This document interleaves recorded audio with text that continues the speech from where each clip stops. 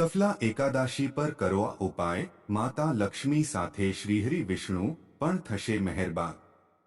જ્યોતિષ શાસ્ત્ર અનુસાર સફલા એકાદશીના દિવસે આ ઉપાયો કરવાથી તમને ભગવાન વિષ્ણુની સાથે દેવી લક્ષ્મીની કૃપા પણ પ્રાપ્ત થશે। જાણો કયા જ્યોતિષીય ઉપાયો કરવા જોઈએ। હિન્દુ પંચાંગ અનુસાર દરેક માસની કૃષ્ણ અને શુક્લ પક્ષની એકાદશી તિથિ પર વ્રત રાખવામાં આવે છે। આ દિવસે ભગવાન વિષ્ણુની વિધિવત પૂજાનું વિધાન છે। એવી જ રીતે પોષ કૃષ્ણ પક્ષની એકાદશીને સફલા એકાદશી પણ કહેવામાં આવે છે। આ દિવસે ભગવાન શ્રીહરિ વિષ્ણુ સાથે માતા લક્ષ્મીની પૂજા કરવાથી વ્યક્તિને દરેક કષ્ટોમાંથી નિજાત મળે છે અને દરેક ક્ષેત્રમાં સફળતા મળે છે। જણાવી દઈએ કે વર્ષની પહેલી એકાદશી એટલે સફલા એકાદશીનું વ્રત 7 જાન્યુઆરીએ રાખવામાં આવશે।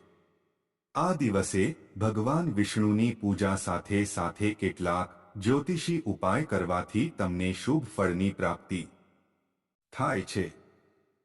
તો ચાલો જાણીએ સફલા એકાદશીના દિવસે કયા ઉપાય કરવા શુભ રહેશે। સફલા એકાદશી 2024 શુભ મુહૂર્ત હિન્દુ પંચાંગ અનુસાર પોષ માસની કૃષ્ણ પક્ષની તિથિ 7 જાન્યુઆરીની રાતે 12:41 પર થશે અને સમાપ્ત 8 જાન્યુઆરીની રાતે 12:46 પર થશે। એની સાથે જ 8 જાન્યુઆરીએ પારણાનો સમય સવારે 7:15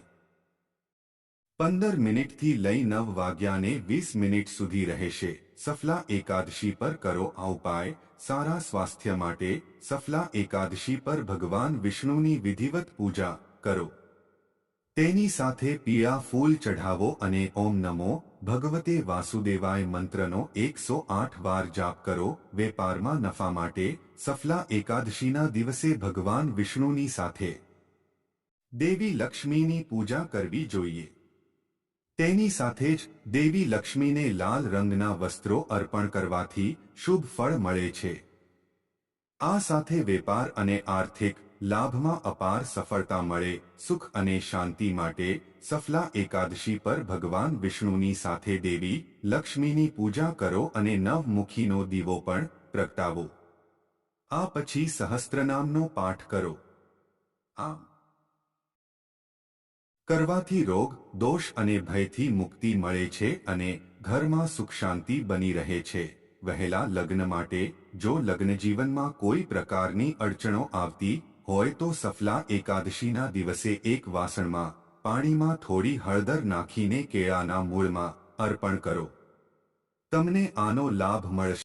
સફલા એકાદશીના દિવસે દેવી લક્ષ્મીને પ્રસન્ન કરવા માટે ભગવાન વિષ્ણુને જળથી અભિષેક કરો।